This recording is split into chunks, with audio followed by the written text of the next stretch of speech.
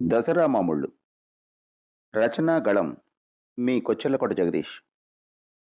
మా హాస్పిటల్‌లో దసరాకి 10 రోజుల ముందు నుంచి విపరీతంగా సెల్యూట్లు కొట్టడం మొదలెడతారు మా గార్డ్‌లు, ఇతర సిబ్బంది. అందరికీ సమాధానం ఇవ్వలేక మెడ నొప్పి కూడా వస్తుంది కర్మ. ఆ సాయంత్రానికల్లా ఓ అరడజను మంది కలిసి రవ్వ అప్పల నరసింహులు అండ్ సన్స్ వారి 96 పేజీల రోళ్ళ నోట్‌బుక్ ఒకటి పట్టుకొని వస్తారు. అందులో పైన శ్రీరామ అని, కింద నా పేరుకి ఎదురుగా రూపాయలు 2000 అని రాసుంటుంది. నా పేరుకు పైన ఇంకో గైనకాలజిస్ట్ గారిచ్చిన 500ని అమెజాన్ వాళ్ళలాగా కొట్టేసి 2000గా మార్చారు అన్న విషయం సులువుగానే తెలిసిపోతూ ఉంటుంది. అయినా ఏమీ అననని వాళ్ళకి తెలుసు. ఈ ఏడు కూడా అలానే వచ్చారు. ఏంటర్రా ఏ ఏటికి ఆ ఏడు పెంచుకుంటూ పోతున్నారు. ఇలా అందరికీ 2,000 ఇచ్చుకుంటూ పోతే ఈ మామూళ్ళకే 10, 12,000 అయ్యేలా ఉందే అని పెన్ను క్యాప్ తీసి ఏమీ రాయకుండా చేతిలో నాట్యం ఆడిస్తూ ఏడుపులాంటి నవ్వు ఒకటి నవ్వుతూ పుస్తకాన్ని వెనక్కి తోస్తున్నాను. వాళ్ళు ఇటువంటి భావోద్వేగాల్ని ఎన్నో ఏళ్లుగా చూసి చూసి ఉన్న మీదట నిరామయ నిర్వికార స్థితిలో నిబ్బరంగా నిలబడి నవ్వుతూ, "సార్ మీరే అలగానిస్తే ఎలా సార్? సంవత్సరానికి ఓసారి కదా సార్ వస్తున్నాం. రాసియండే" అంటూ పుస్తకాన్ని ముందుకు తోస్తున్నారు. అలా పుస్తకాన్ని ముందుకి, వెనక్కి తోసుకునే టెన్నిస్ ఆటలో అత్యంత నమ్రతను ప్రదర్శిస్తూ నవరతిలోవలాగా చివరికి వాళ్ళే గెలిచారు.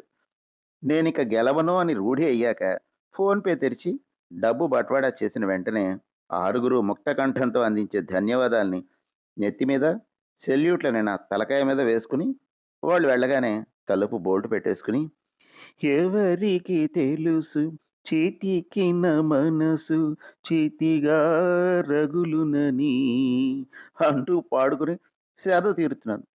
అకస్మాత్తుగా తలుపు చప్పుడైంది. ఎవరు అంటూ భయం భయంగా ప్రశ్నించాను. సమాధానంగా మళ్ళీ తలుపు తడతారే తప్ప మాటాడరే. తలుపు తీయగానే ఇద్దరు నవయువకులు ఇంకో రవ్వ నోట్‌బుక్ ఏసుకుని కనబడ్డారు. వాళ్ళిద్దరూ ప్లంబరు, ఎలక్ట్రీషియను. షర్మిలని "మీరు వైఎస్ఆర్‌సీపీలో లేరా?" అని అడిగినట్టు, "ఏరా మీరు వాళ్ళతో లేరా?" అని అమాయకంగా అడిగాను. "సార్ ఆళ్ళెవరూ మమ్మల్ని కలవనివ్వరు సార్. మా పని మాదే" అని పుస్తకాన్ని తెరిచారు. అందులో నా పేరుకి ఎదురుగా 1000 అని రాసింది. ఇద్దరికీ వెయ్యా? దిస్ ఈజ్ టూ మచ్ అన్నానో లేదో వెంటనే ఎలక్ట్రీషియన్ ఏమో కరెంట్ షాక్ కొట్టినట్టు ఆశ్చర్యపోయాడు. ట్యాప్‌లోంచి నీళ్లు కారిపోతున్నట్టు ప్లంబర్ అబ్బాయి కన్నీటి పర్యంతమయ్యాడు. అసలాళ్ళెవరికీ మేము మనుషుల్లా కనబడం సార్. పైగా మాకేంటో పోజనేసి ఏడుస్తారు. మేమిద్దరం పనిచేసినట్టు ఇంకెవరు సార్ చేస్తారు ఈ హాస్పిటల్‌లో? మీరే చెప్పండి అంటూ గుమ్మడి లాంటి నాకు జడ్జి వేషం ఇచ్చారు.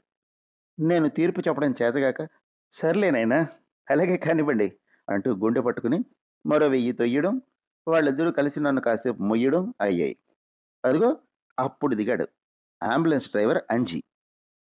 "ఒకడే ఒక్కడు మనగాడు" అనే పాటను బీజీఎంగా పెట్టుకుని క్లాస్‌మేట్ నోట్‌బుక్‌తో క్లాసీగా వచ్చాడు.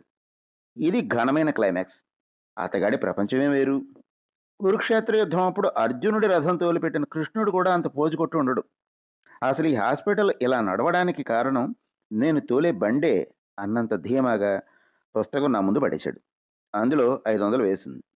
ఐనాక్స్‌లో పాప్‌కార్న్ లాగా ఈ స్పెన్సర్ రేట్లేంట్రా అంజీ అంటూ కాసేపు ఫోన్ పేచీ పెట్టాను. అయితే అంజీ ఎక్కువగా మాటాడ్డు. వాడి బైసెప్స్ మజిల్ చూస్తే వణుకొచ్చి మనమే ఇచ్చి పడేస్తాం. సరిపోయింది. ఇప్పటికి 3,500 ముడుపు చెల్లించాననుకుంటూ బయటపడి ఇంటి దారి పట్టాను. వచ్చేటప్పుడు కూరలు తీసుకురమ్మని పొద్దున్న బయలుదేరే ముందు సంచి ఒకటి నా మొహాన పడేసింది మా ఆవిడ. "ఏవండీ వాక్కాయలు దొరుకుతాయేమో చూడండి. తిని చాలా రోజులైంది" అంటూ సరదా పడింది. ఆ పులుపు, ఆ వగరు నాకు కూడా ఇష్టమే. మనోవాక్కాయ కర్మలన్నీ వాక్కాయ పప్పుని మనసారా కోరుకుంటుండగా గొట్లాం జంక్షన్‌లో కూరల కొట్టు దగ్గర కారాపాను. ఓం ప్రథమంగా కాకరకాయలేరడం నా అలవాటు. ఇష్టం అన్నమాట. "ఇంత స్వీట్ బాయ్ మీకు కాకరకాయ అంటే ఇష్టం ఏంటండి? ఏ బీట్రూటో అనుకున్నామే" అని అవాక్కది అవ్వకండి. అన్నట్టు అవాక్కంటే గుర్తొచ్చింది. "బంగారమ్మా వాక్కాయలున్నాయా?" అన్నాను. తేవట్లేదని, అంతగా తినాలనుంటే తెల్లారే లేచి బొంకుల దిబ్బకి వెళ్ళమని ఉచిత సలహా ఒకటి పడేసింది. ఈలోగా బెండ, బీర, వంకాయలవి తలో అర కేజీ వచ్చి పడ్డాయి సంచిలోకి. KG KG పట్టుకెళ్ళమంటుంది. ఇద్దరమే బంగారమ్మా. పిల్లలిద్దరికీ రెక్కలొచ్చేశాయి. "మీ నగుమోము నా కనులారా" పాట పాడుకుంటూ తాను నేనే ఉన్నాం ఇంటో. "గుప్పెడు కూర చేసుకున్నా రాత్రికింత మిగిలిపోతోంది" అన్నాను బడిపంతుల్లా కళ్ళజోడు సర్దుకుని గొంతుని వణికిస్తూ. కానీ అది భాగ్యరాజ టైపు హాఫ్ రిమ్ కళ్ళజోడు. ఆ డైలాగ్‌కి అది అస్సలు నొప్పి చావదు. అంచేత బంగారమ్మ నా వైపు చూసి నవ్వేసింది. "ఇంత ఎండలో ఇలా కష్టపడుతున్నావు కదా! కొడుకులు లేరా నీకు?" అని అడిగాను కరివేపాకు రెబ్బల్ని హాయిగా వాసన చూస్తూ. "అక్కడున్నాడు చూడండి బాబు, ఆడే నా కొడుకు. ఒక్కడే" అంటూ కుడివైపు షట్టర్ మూసేసి ఉన్న ఒక ఆయిల్ దుకాణం వైపు చూపించింది. ఆ కొట్టు ముందు కింద కటిక నేల మీద కూర్చున్న ఓ 25 కుర్రాడు నా వైపు చూసి వెర్రిగా నవ్వాడు. అతని నోట్లోంచి చొంగ కారుతోంది. ఒంటి మీద బట్టలైతే ఉన్నాయి గానీ, ఎగుడు దిగుడుగా బొత్తాలు పెట్టుకుని, నిలువెత్తు అమాయకంలా కనబడుతున్నాడు. వాడిని చూడగానే నా గుండె పట్టేసినట్టయింది. బర్తాస్ఫిక్సియా అయ్యుంటుంది. కాన్పు ఆలస్యమై, కడుపులో బిడ్డకి ఆక్సిజన్ సరిగా అందకపోతే, ఇలాంటి బ్రెయిన్‌లెస్ చైల్డే పుడతారు. బంగారమని అడిగితే, అవునని నిర్ధారించింది. చూస్తా చూస్తా వదిలేయలేం కదా బాబు! 3 పూట్ల అన్నం తినిపిస్తే, తినేసి అలా కూకొని ఆడుకుంటాడు. మన లోకంలో ఉండడు బాబు.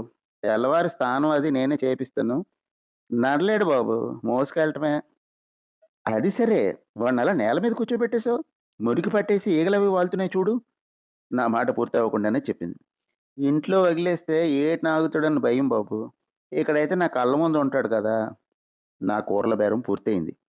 2 500 ఇచ్చి బయలుదేరిపోతుంటే వెనక నుంచి బంగారమ్మ పిలిచింది. బాబు 3.70 అయింది. ఇంతోటి ఇచ్చేసారేటి? దసరా మామూలు బంగారమ్మ ఉండని ఉండని అంటూ సంచుల కంటే బరువైన గుండెతో కారెక్కేశాను. మీ కొచ్చెర్లకోట జగదీష్.